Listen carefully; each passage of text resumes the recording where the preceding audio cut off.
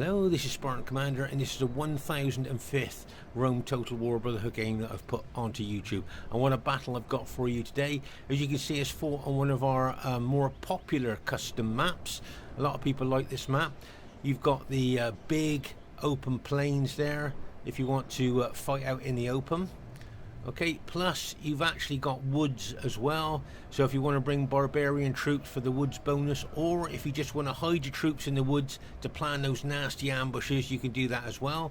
Here's the big rock in the center of the map, and if you deploy your troops there, then obviously you're on a little bit of higher ground, so whichever army gets there first and deploys there has got a slight ground advantage. As I say here, and over here as well, you've got the big open plains, as I say, if you want to fight out in the open, and plus you've got all the woods there as well. So, as I say, it is a quite a popular map. Okay, our first teammate is a Brotherhood member, Earth, who has bought the Scythian faction. Now, Earth has got 7 axemen, 3 warhounds, and 10 headhunting maidens. Okay, there's his axemen there. If you count the upgrades, you'll see fully upgraded Scythian axemen. Okay, there's a close-up of them if you haven't seen them before, but just to say, these are very, very poor infantry. No matter what upgrades you put on them, they just don't do any good on a 31k battlefield. And the reason that we have given Scythia a 10 cavalry max instead of the normal 6 cavalry max is because their infantry are so poor. You know, they need something extra. And here you can see he's bought warhounds as well. Be interesting to see how he uses the warhounds during the course of battle. Remember that warhounds actually have got a small fear factor as well, just in case you didn't know that. And there's the general there, the Scythian general. And there you have the headhunting maidens. Now, when you hear the name maiden, you might think, oh, reserved, quiet, innocent, maybe even like a bit of a wallflower. Well, those descriptions ain't these girls. These are the deadly ladies, I would say. Yep, they're the deadly ladies of Rome Total War, with their effective against armor axes. Now, against infantry, they're not great, but cavalry versus cavalry, probably the best cavalry in the game. They're fast moving, and as I say, with those effective against armor axes, they are devastating against enemy cavalry there. So that's a pretty good Scythian army there. Our next teammate is Brotherhood member Spitfyr, who's bought the Thracian faction. Now he's got 8 pikes, he's got 2 phalanx men, 5 bastarnae, 2 missile throwing mercs, and 3 cavalry. Okay, quick have a look here. There's a bastarnae there with their curved kind of swords there, you see, or scythes, curved scythes if you like, there. And you've got the phalanx men there, and I think the weapons they carry are phalanxes. I think that's why they're called phalanx men there. And then of course you've got, have a look at the upgrades. They've got 8 upgrades on, 2 experience stripes, gold shield, gold attack on the phalanx men, and I think if I remember correctly there was 8 upgrades, 8 upgrades on the bastarnae too. And then you've got the pikes there. Oh my gosh, and if you count the upgrades, there's 5, 6, fully upgraded, 3 experience stripes, gold shield, gold attack on the Thracian pikes there. Okay, well, and some of them have just got 8 upgrades on, so some are fully upgraded, some have got 8 upgrades on, 2 experience stripes, gold shield, gold attack. And there you've got the Aurelian mercenaries there. Okay, just like to draw your attention, they're missile throwing units, but if you notice he's only put 1 upgrade on those, and I think that other unit's got 2 upgrades, so he hasn't bothered with spending a lot of money on them. And there's the Thracian cavalry general there, if you haven't seen him before. The armoured cavalry general unit. So I think that's an interesting Thracian army there, and unusual to see Thracia on the 31k battlefield.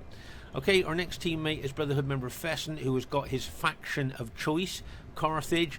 Now he's got 16 Sacred Band spearmen, and he's got 3 light infantry that he tends to use as pilot shield units there. I know all of his Sacred Band units have probably got 8 upgrades on. He does upgrade them heavily. And our last teammate is myself, Spartan Commander. I've got 14 infantry and 5 cavalry. Okay, 14 infantry and 5 cavalry from me. And we've got a very, very diverse team here. I mean, we've got Scythia with Earth. We've got Thrace with Spitfyr. We've got Carthage with Fesen.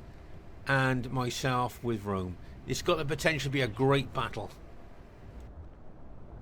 And here is the other team. We have King Clansman Tigranus. Now, just to give you a little bit of history about the King's Clan, when Conan left the Brotherhood in about 2007, 2008, he formed the King's Clan. And he was very selective with the players that he brought into his clan. And also, they did a lot of training. He trained a lot of the King Clansmen as well. And just to say that the Brotherhood and the King Clan had some absolutely epic, titanic battles. I remember, you know, it was really great battles. And I remember to start off with, we started to win most of the battles, and then they changed their tactics and strategy, and then they started to win most of the battles, and then we had to change our tactics and strategy to start winning as well. That was a type of battle it was, you know. It was, as I say, really epic battles. Sadly, we didn't have our Brotherhood YouTube channel going at that time, otherwise you would have seen some of the fantastic battles that we had with them. Sadly, King Tigranus is the only King Clansman that I've seen on Rome Total War for many years, and he only came on for one night, just had a couple of games about a month ago or so, and we haven't seen him since. So it's kind of sad really, because the King Clans were, you know, the King Clansmen were always rated as really great 31k players, and it's just a shame we don't see them anymore. And Tigranus said he enjoyed the battles, but he was a bit worried about being rusty because he hasn't played for so many years, just coming on and joining our game there. So I know he was a bit worried about that. And you see he's got the Armenian faction. He's got 12 spearmen and 7 cavalry. Okay, 12 spearmen and 7 cavalry there. And quick have a look at the upgrades there. I think if I remember correctly, he kind of had mixed upgrades here. And that unit there has just got 6 upgrades, gold shield, gold attack. But I think most of his heavy spearmen, if I remember correctly, had 8 upgrades, 2 experience stripes, gold shield, gold attack on the vast majority of his spearmen there. Okay, and on his cavalry there, he's also got 8 upgrades as well, if you count them there. So we had 2 experience stripes, gold shield, gold attack on his cataphracts as well. So it'll be interesting to see how well King Tigranus plays. Back in the day, he was a really great 31k player, but as I say, he hasn't played for many years. So as I say, he was a bit worried that he might be a bit rusty for his teammates there. So we'll just have to see. Okay, their next teammate is RTW player Barclayman. Now Barclayman's got 12 pikes, 1 Eastern infantryman and 5 chariots. Okay, so of course this is Barclayman's faction of choice now, Pontus. We notice there he's got 8 upgrades on his pikeman, 2 experience stripes, gold shield, gold attack on his bronze shield pikeman. And as I say, it is his faction of choice, and he's got the pajama people as his pilot shield unit. As you can see, the Eastern infantry, if you look at what they're wearing, players back in the day used to say they were still wearing their pajamas as they came into battle there. And if you notice, he's got 1 upgrade on that unit. Obviously that's just going to be a pilot shield unit. It's going to take as you know, as many casualties as it can really. And then he's got the infamous chariots. There is a chariot general. They're unusual to see a chariot general, I would suggest there, but as we've talked about before many times, we're bringing chariot units. If they run amok and they start killing friend and foe alike, they can become a menace. So I always say to people that are thinking about bringing chariots, you know, really think about it, because if you're not confident or competent, they really are a double-edged sword,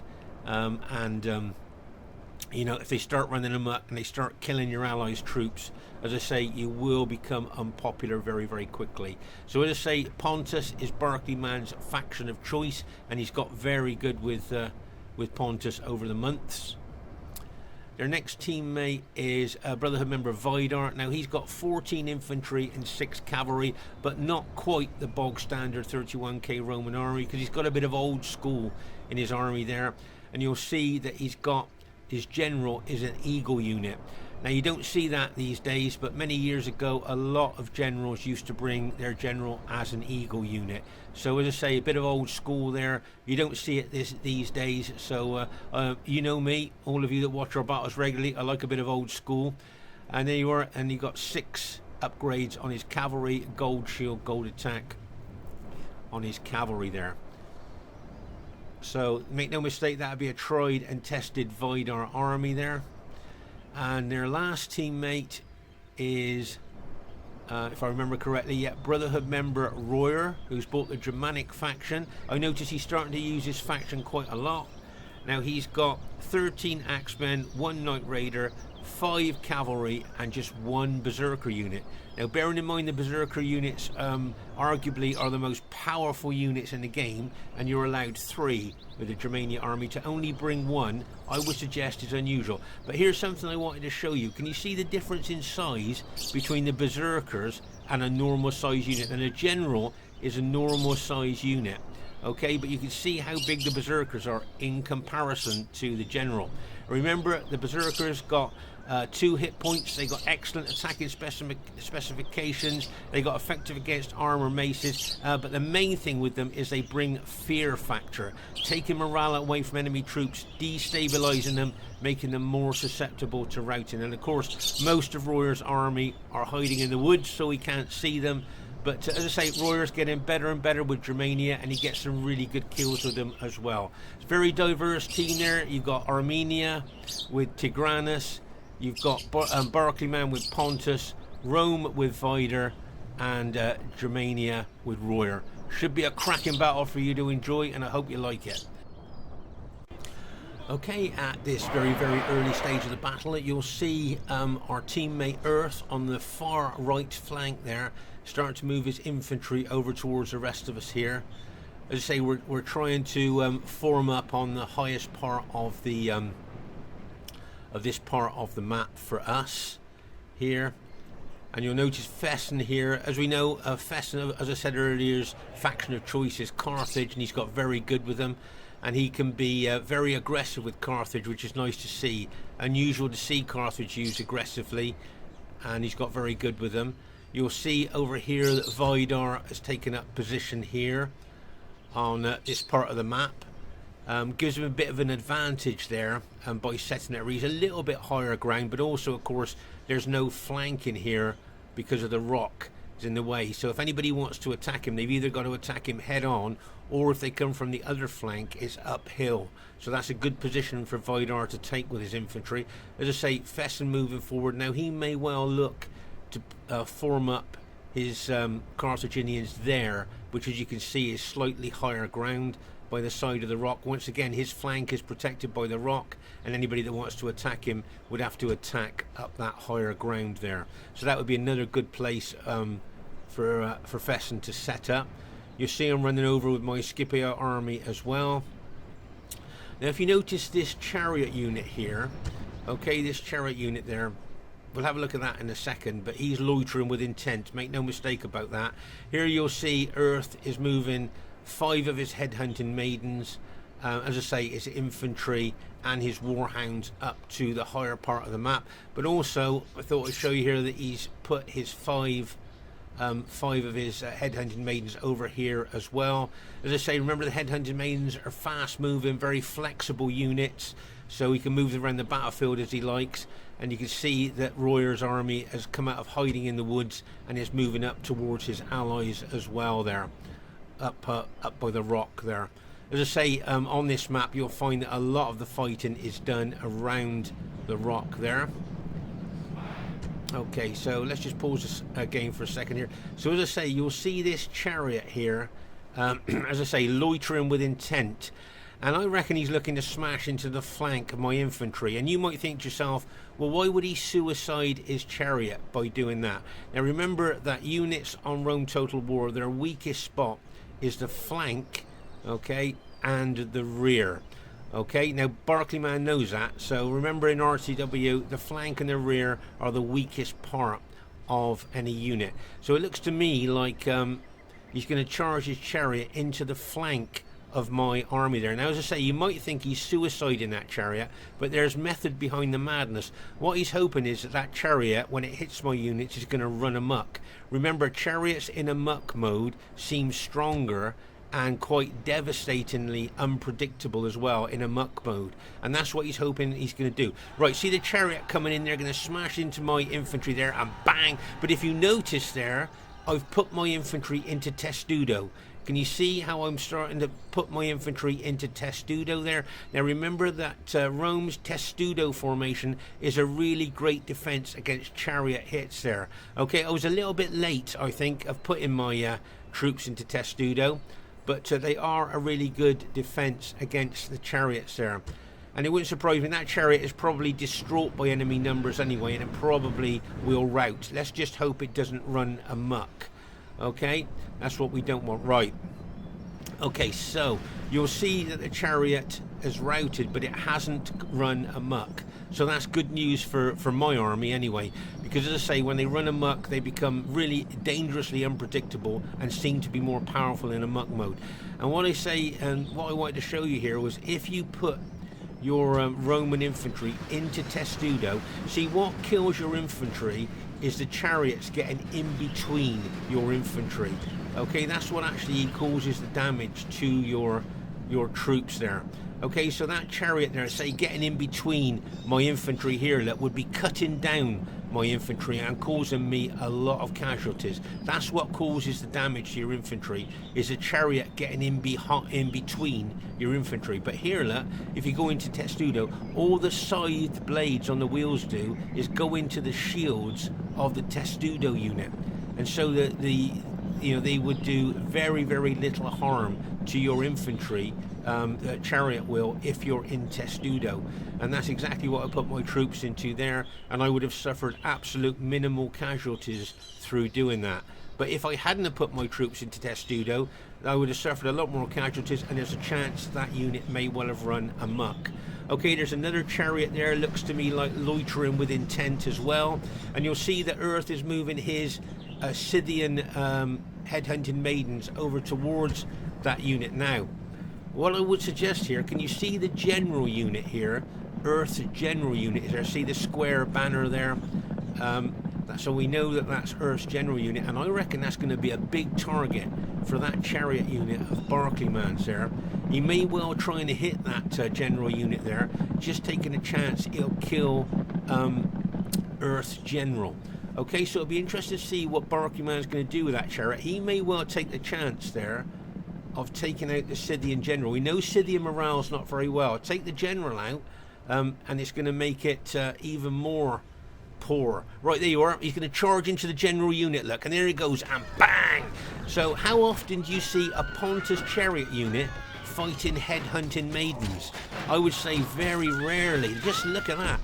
See how the chariots are chopping up those light headhunting maidens there, and now it's run amok. Okay, see the red banner there? So that chariot has now run amok, and hopefully from Earth's point of view it'll run away from him. Okay, but what I wanted to show you here is, okay, so this chariot has now run amok, and he could kill that other chariot unit, his own Pontus chariot unit here, but what I wanted to show you was the damage that one chariot did. Now remember, these cavalry units are 54 men. There's only 21 men left in there, so it lost, what, 33? That unit lost 33 men to one chariot, and this general unit has only got 12 men left in it. Oh my gosh, so it lost 42 men. So, I mean, they lost a heck of a lot of casualties there just with that one chariot.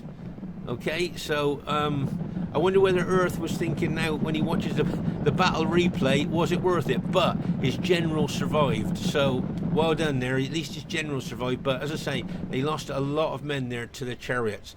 Okay, so over here on the left side of the rock, you'll see, as we thought, Fesen has formed up his Carthaginian battle formation there. And over here you'll see that Earth has got his axemen and his warhounds formed up there, but with that enemy SPQR infantry and the Germania infantry moving towards him, it wouldn't surprise me if he moves his axemen more over to his allies, because as I said earlier, we know that Scythian axemen are pretty poor, no matter what upgrades you put on them there. And you can see him moving some of his headhunting maidens over there as well.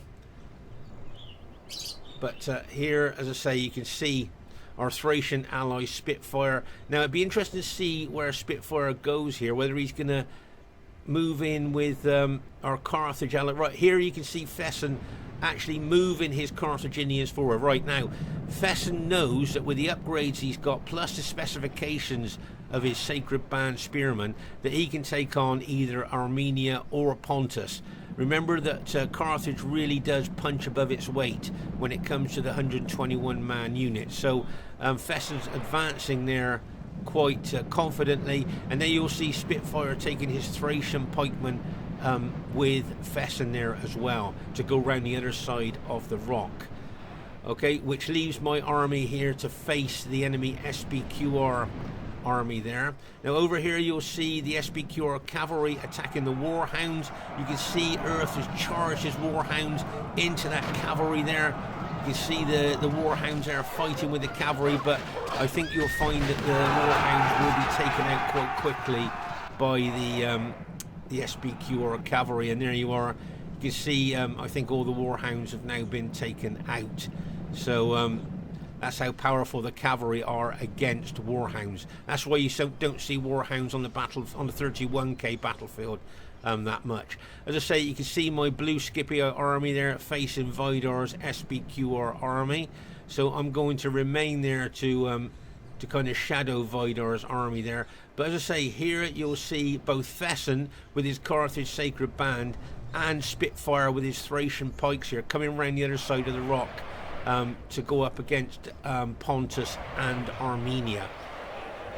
So it'll be interesting to see whether the enemy will want to take on the Carthaginians and Thrace, or whether they'll just keep backing off round the rock. It'll be interesting to see. Make no mistake here, Fesen is very confident with his faction of choice, Carthage, and as I say, he knows that the specifications of his army, he can take on Armenia probably and Pontus as well, but he's got Thrace there to back him up as well. You'll see here that Tigranus with his Armenian army there has set his troops up right by the side of the rock, and if you notice there, can you see the height advantage, especially that one unit there, look. Can you see the height advantage that he has got now with his Armenian spearmen? So it'll be interesting to see if Spitfyr is going to attack with his Thracian spears. And as I say, I would think that Fesen is going to go for the Pontus pikeman there. It'd be interesting to see if that's what's going to happen. Now here you'll see Vidar's SBQR infantry and all of the Germanic army starting to move towards my Scythia army. Okay, now make no mistake, that is a formidable force facing me. Germania, with their effective against armour axemen, can cut wide swathes through heavily armoured troops like Roman infantry. And teaming up with that large SBQR army as well, you know, that could be a lot for me to hold. Now, I've got Scythian axemen and Thracian bastarnae and phalanxmen there to help me as well, but that's a big force there.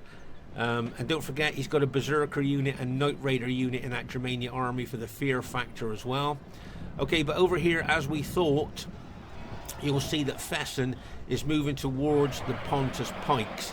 I was surprised that Barclayman fought here because I think, if I remember correctly, Fesen's got a slight downslope advantage as well, and knowing that Carthage specifications are better than Pontus, I was quite surprised at that. As I say, Tigranus has sent his Armenian spearmen up at the side of the rock.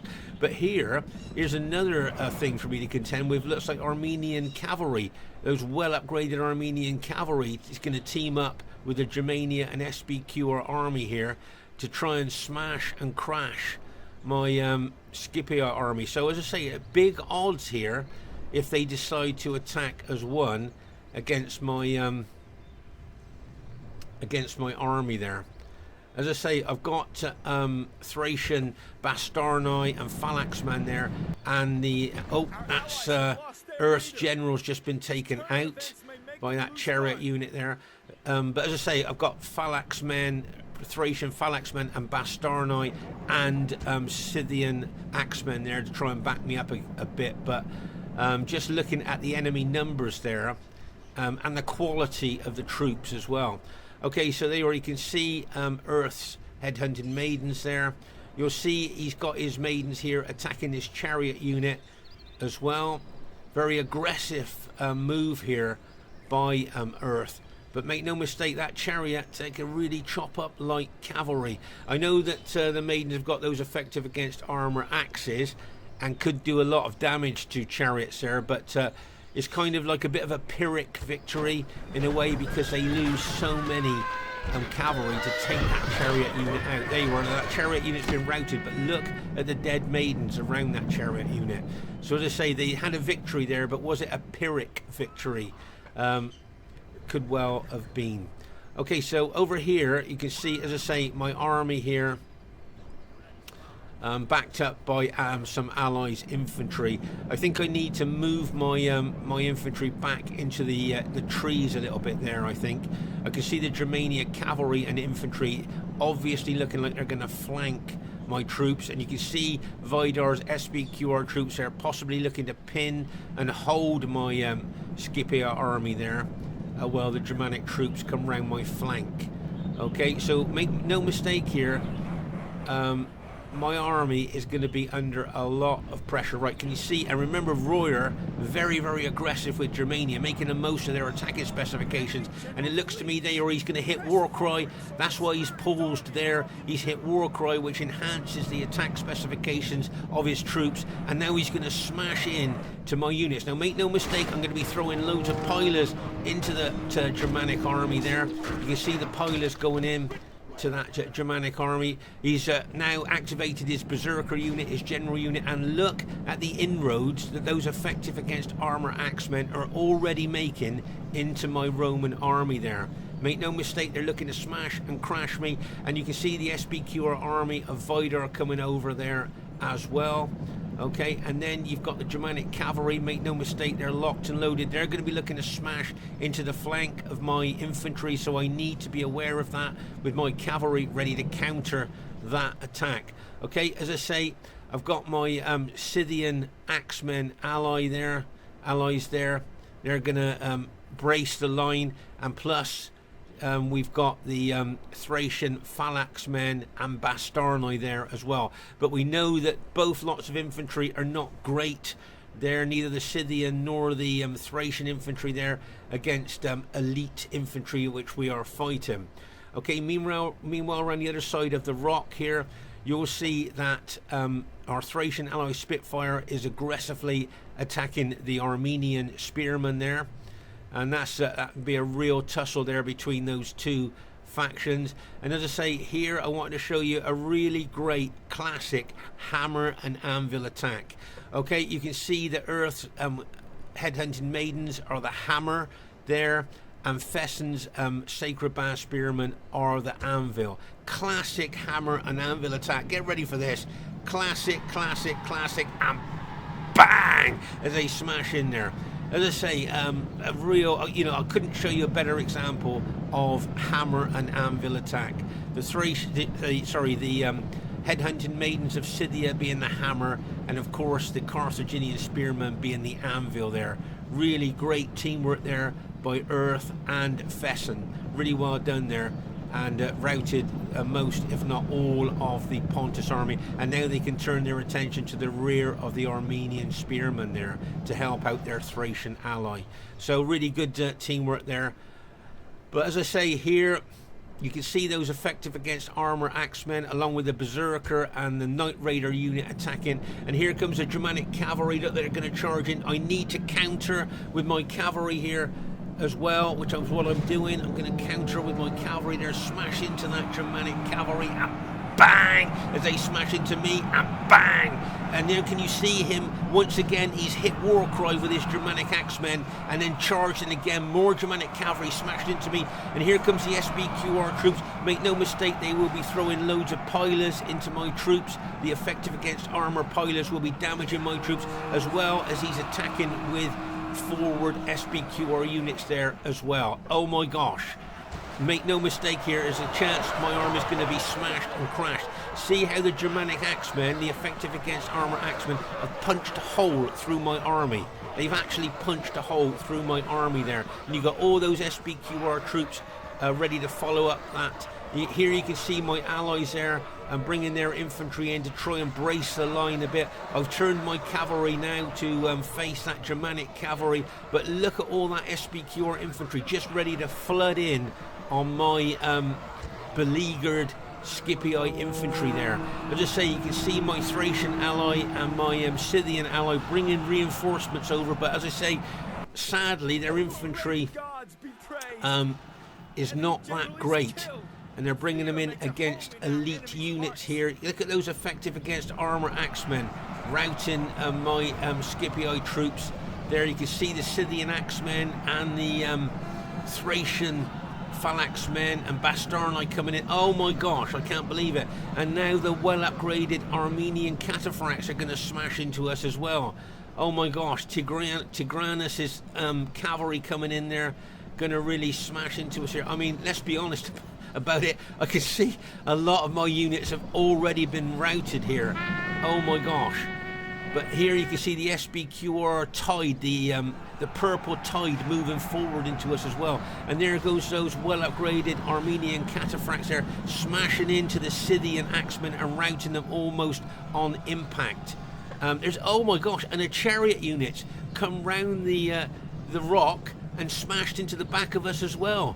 So not only are we being smashed in from the front and the flanks, we've got a chariot unit coming in behind us as well. Just look at those effective against armor axemen and all that SBQR infantry coming in there. And to top it all, the Armenian cavalry and that chariot unit smashing into us as well. Oh my gosh. Talk about smashed, crashed and bashed here. This is exactly what it looks like. Oh, there's our Armenian cavalry smashed into the flank of my Scipii infantry there, like a bang, as it smashes in. Oh my gosh. And the effective, now that's a hammer and anvil attack. The Germanic axemen being the anvil and the Armenian cavalry being the hammer. And all I've got left now is my general. That's all I've got left, and he's not going to last very long, is he? There, that was a really good hammer and anvil attack there by the Armenian general Tigranus, and of course Royer's Germanic troops being the anvil there. Watch my general, he's going to rout pretty soon, I would think.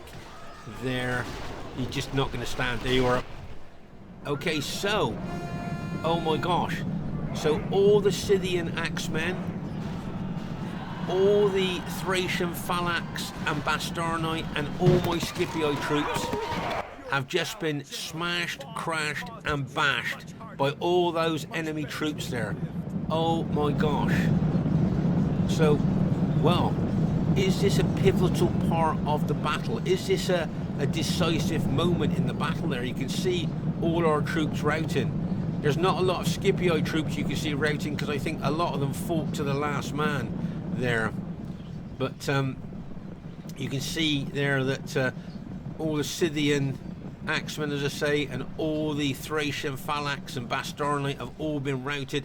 Now luckily I managed to save some of my cavalry. They're very, very battle damaged, but I managed to save them.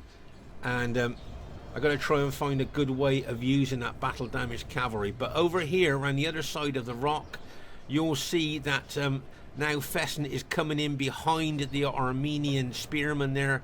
So we know Armenia morale's not very good, so I would think we'll see the Armenian spearmen start to rout. I would suggest at any time here. They know that enemy troops are coming in behind them. They will be distraught at enemy numbers, and as I say, you'll see them start. There you are. You can see the Armenian spearmen already starting to rout there. They were, as I say, distraught by enemy numbers, and they're all very tired as well, so their morale will be low. So well done there to Fesen, Earth and Spitfyr as well there. They've done very well around there. Took out all the Armenian infantry and all the Pontus pikemen there. So really well done to them. So we're kind of going into stage 2 of the battle now, because the victorious enemy troops here will now be able to form up and attack our troops. Now here you'll see the Germanic general. Now remember, a berserker unit Okay, a berserker unit, when it goes berserk, is completely out of the control of the Germanic general. So you'll see it's just going to run towards my Scipii cavalry. Now if I'm clever, I'll turn my cavalry here and kill the Germanic general. That's what I need to do. Hit it hard. Bang! Bang! And smashed in there. And killed the general. Now if you notice here, look at my troops, look at my cavalry. You'll see, if we put the mouse on them, can you see celebrating? Celebrating. The troops here, morale, they just had a morale boost there because they're celebrating killing the Germanic general. Okay, so when your troops are celebrating over killing enemy general, they get a morale boost as well.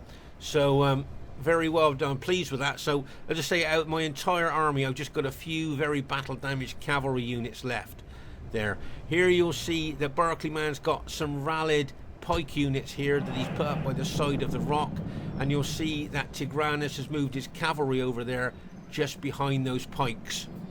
There's an amok Pontus chariot there that Tigranus may want to avoid if he can, because make no mistake, that Pontus chariot will chop down Allies troops. I just want to show you something you might find interesting here. Now you can see that amok chariot heading towards Fesen's spearmen here. Now as long as Fesen gets his spears down in time, you watch how he kills that amok chariot very quickly. Get the spears down quick, watch. Now you watch that chariot. Can you see that amok chariot unit just being completely devastated and wiped out by spearmen? That's how effective spear and pike can be against chariot units. Okay, so I just thought you might find that interesting, especially newer players to Rome Total War. Now here, as I say, you can see that Barclayman has set up some rallied units. Now because they've already been routed, their morale will be low anyway, and if Fesen attacks them, he may well take some units around the flank and come in from behind that small little group of enemy pikemen there. I see there's an Armenian unit there as well. But as I say, their morale won't be very good, so it wouldn't surprise me if they routed. Right, now can you see here that Vidar has taken his army round the rock here, okay?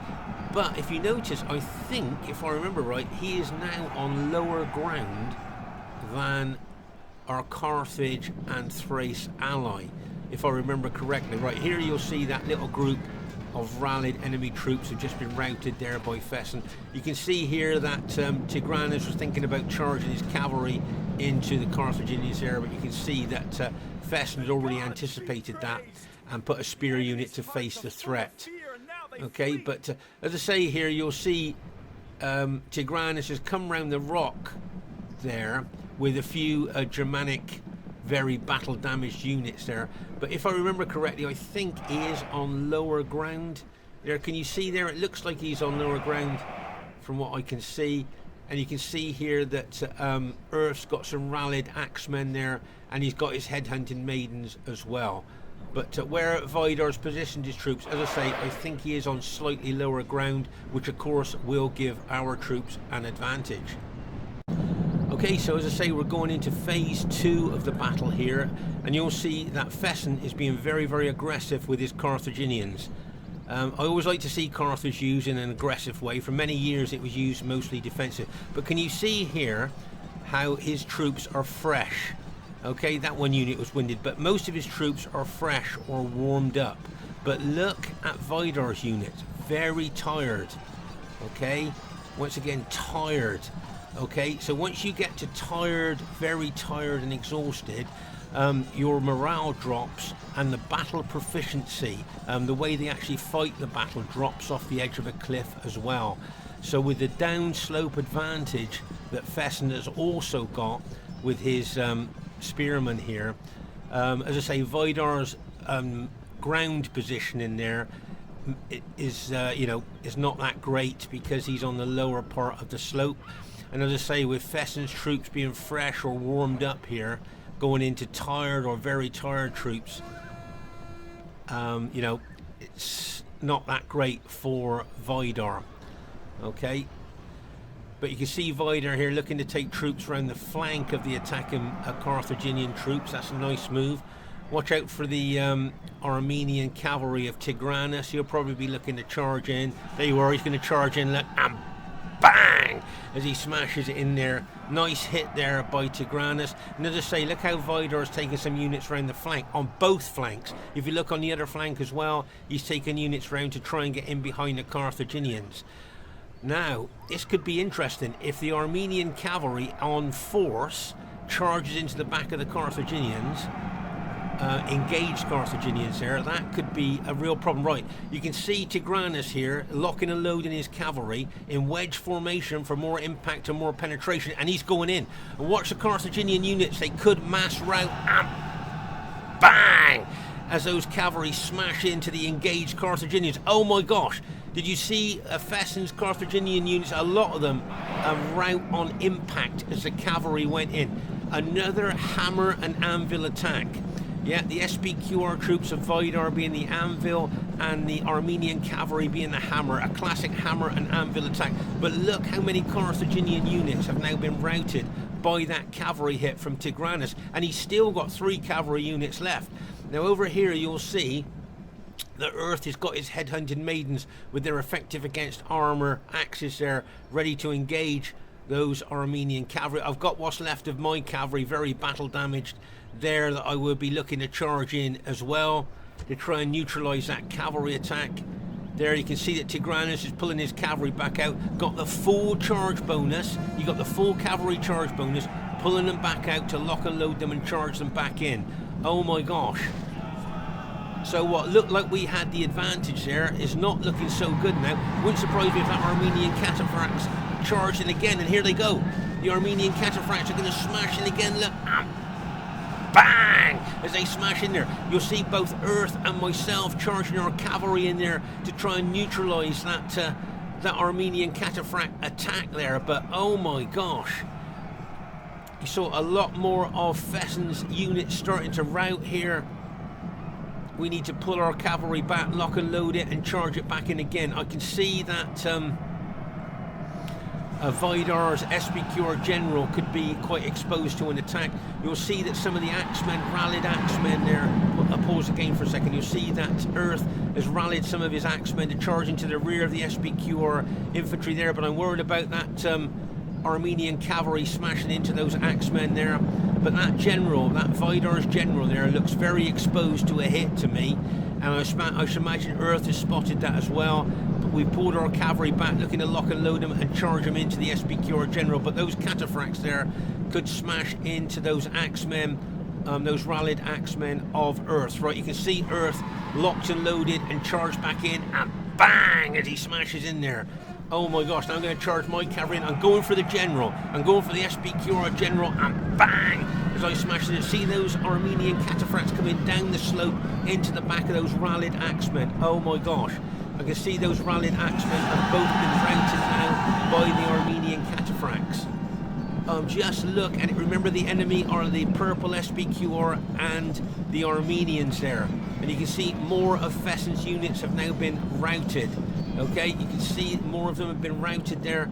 Make no mistake, this battle is going to go down to the wire here. And you can see there that our Thracian ally is charging his general in there as well. Right, Earth is locked and loaded and charged back in. He'll be going for the SPQR general. Make no mistake about that. Bang! Did it. Kill the SPQR general, took the general morale bonus away. I'm going to charge my cavalry in there. Bang! I'm going for the Armenian general there. And we've routed the Armenian general as well.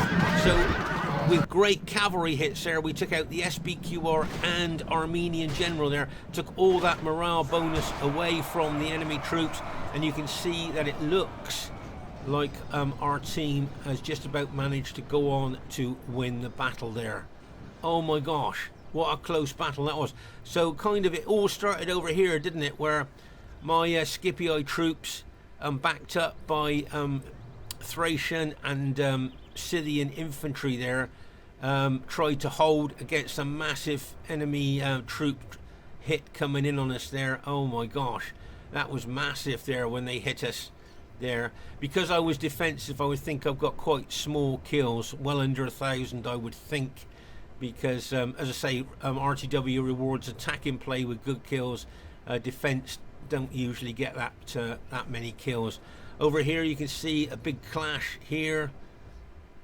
There you can see that looks like The headhunting maidens and the SBQ or cavalry had a collision there. Over here you can see more dead as we move across the battlefield. There, over here on this particular part there you can see some more dead there. And over here, of course, this is where the Thracians and the Armenians were fighting each other there. See a heck of a lot of dead there. That was a real scrap between the Armenians and the Thracians there, I thought. But it was good to see our Carthage ally coming behind the Armenians there from our point of view. And over here, of course, this is where Barclayman's army were Hammer and Anvil attacked by Earth's cavalry and Fesen's infantry being the anvil there. You know, that was a classic Hammer and Anvil attack on the Pontus pikes there. So a great display there by Earth and Fesen there. Always like to see a Hammer and Anvil attack. And here you can see here as we move across this part of the battlefield here, lots of dead here as well. There. And if I remember correctly, I think I had 3 very, very battle damaged units left. There, you can see the 3 I've got. So 8 men in that one unit there, 6 men in that unit, and 8 men in that unit. That is the entirety of my 14 infantry and 6 cavalry army. You can see here that Earth has got several of his units left, of his Scythian units left, but they're all very, very battle depleted, all very battle damaged there. And even Fesen, look, I think he's only got 6 of his elite, well upgraded Carthaginian spearmen left as well. There, that's all he's got left. Oh my gosh, and our Thracian ally has only got a few units left, all very battle depleted. So the units that we've got left there are very, very battle depleted. So before we see the result, do you think it'll be average or close? Where do you think it's going to be? I'm looking at the troops that we've got left. I think I'm going to edge towards close here. I don't know what you're thinking. Just looking at the small amount of troops that that we've got left there.